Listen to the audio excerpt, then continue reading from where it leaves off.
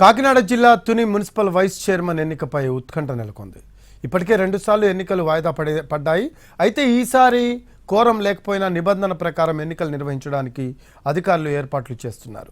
ఎన్నిక జరిగితే తమ ఖాతాలో పడుతూ ఉందని టీడీపీ భావిస్తూ ఉంటే ఈసారి వైస్ చైర్మన్ గిరిని మళ్లీ దక్కించుకోవాలని వైసీపీ లెక్కలు వేస్తోంది. రాష్ట్రంలోని తుని మున్సిపల్ వైస్ చైర్మన్ ఎన్నిక రసవత్తరంగా మారింది. మొదట ఈ నెల 3న ఎన్నిక నిర్వహించాలని నిర్ణయించారు అధికారులు. అయితే మున్సిపల్ సమావేశంలో ఘర్షణ వాతావరణం చెలరేగడంతో 4కి వాయిదా వేశారు. అప్పుడు కూడా అదే సీన్ రిపీట్ అయ్యింది.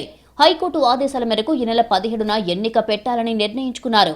కోరం లేక 18కి వాయిదా పడింది. 18న కూడా పరిస్థితి మారకపోవడంతో ఎలక్షన్ కమిషన్ దృష్టికి తీసుకుని వెళ్లారు అధికారులు. దీనిపై ఈసీ నిర్ణయం తీసుకోవాల్సి ఉంది.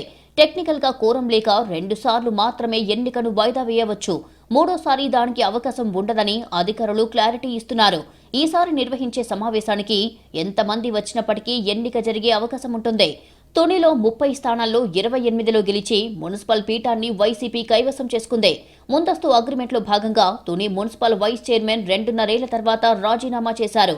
మున్సిపాలిటీలో మొత్తం 30 మంది సభ్యులు, అందులో 2 ఖాళీలు ఉండటంతో ప్రస్తుతం 28 మంది ఉన్నారు. 28 మందిలో 10 మంది టీడీపీ గూటికి వెళ్లిపోయారు. ఒకరు తటస్థంగా ఉంటే వైసీపీకి 17 మంది మిగిలారు.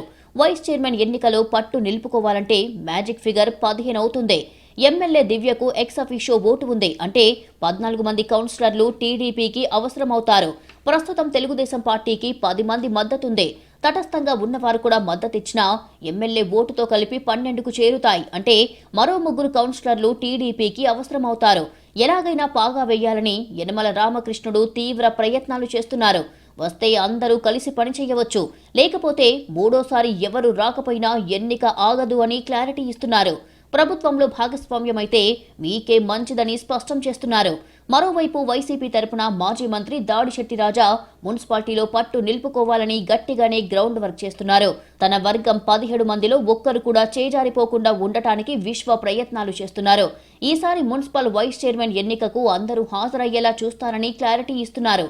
అయితే 17, 18 తేదీల్లో జరిగిన వైస్ చైర్మన్ ఎన్నికకు వైసీపీ సభ్యులు దూరంగా ఉన్నారు. తమపై టీడీపీ కార్యకర్తలు, నేతలు దాడి చేయడానికి ప్రయత్నం చేశారని, అందుకే సమావేశానికి దూరంగా ఉండాల్సి వచ్చిందంటున్నారు. మొత్తానికి తుని మున్సిపల్ వైస్ చైర్మన్ ఎన్నిక ఈసారి మాత్రం ఖచ్చితంగా జరిగి తీరుతుంది.